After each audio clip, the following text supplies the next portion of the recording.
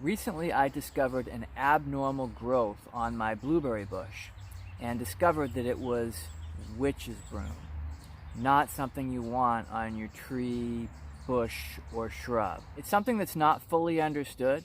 There's multiple causes and it occurs in many different countries. There are lots of videos out there with more detailed information about it. I just wanted to show you how to identify it, what it looks like, and how to remove it, because there's no known cure or treatment for it. Let's take a closer look. It's a mass of scraggly branches that tend to look like a witch's broom, hence the name.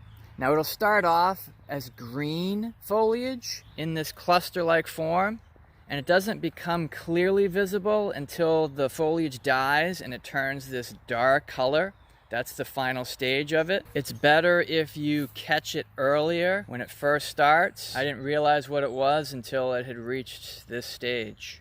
Supposedly this stuff can spread, so what I'm going to do is I'm going to take a plastic bag and put it over it and cut it off into the bag, seal it up, and put it into the trash. You want to remove the branch right up to the base of the stem. Remove the entire branch. Here's another close-up view of the gnarly, massive cluster as it came off the branch. Immediately after pruning, you want to wipe the tool down with some alcohol to sterilize it.